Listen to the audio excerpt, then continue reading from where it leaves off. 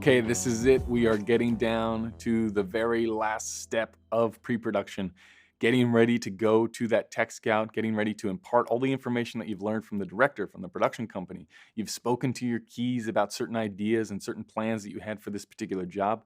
You've formulated in your own mind the exact results that you were looking for, and now it is time to put that plan into action on the tech scout. The first step, always leading up to the tech scout, even before you set foot on the tech scout, is setting the tone for how you are going to work.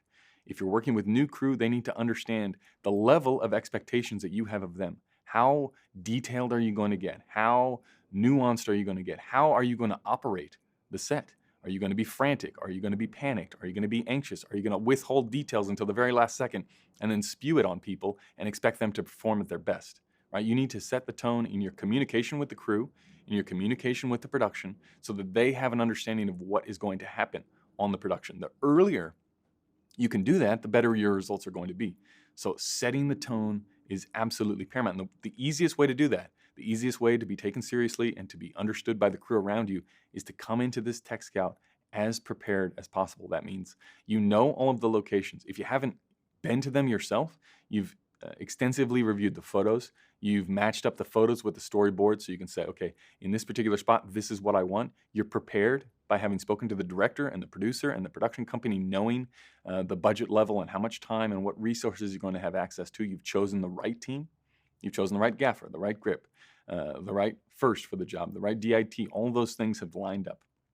You've done all that, but now it's time to set the tone for the workflow. So when you get there, there's no umming and awing about, well, maybe we could do this, maybe we could do that. You go in with a plan because that's what you're going to expect from your crew, because that's what's going to create the most efficiency, and efficiency is going to lead to the best results.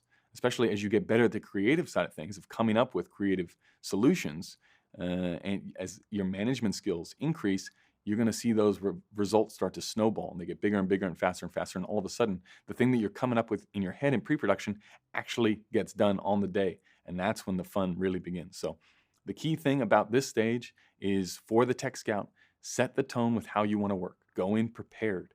Go in with ideas. Go in with backup ideas, right? If you've talked to the director and maybe they're iffy about certain angles and certain locations, maybe they've been to the location, but you haven't been, and they talk about how they like this one angle, but they don't like this other angle. What does that mean for the keys around you? What does that mean if the director wants to look one way, but you want to look the other way? What does that mean for the equipment? What does that mean for the schedule? Have you talked to the first AD about certain times and what is possible, right? Because there's no point coming up with a solution if it's not actually possible in the schedule. So just be ticking off all those boxes before you get to the tech scout. Make sure you go in with ideas. If there's anything that you have to pass on to the crew that is going to make their understanding of the job easier or deeper, do that. This is the time now, before you set foot on the tech scout, right? Because as soon as you set foot on the tech scout, if you go in with a blasé attitude or a lazy attitude, expect that to be mirrored in the crew around you. And when we spoke about management, we talked about how you are really, as a cinematographer, middle management, and you have to filter what goes up and filter what comes down. And you are the person that is responsible for saying, this is what you need to know. This is what I want you to act on, because I know the results, right? The overall picture, I have that in my head. You have to do this one little part, Mr. Key Grip or Mrs. Key Grip. You have to do this one part, gaffer. You have to do this one part, camera.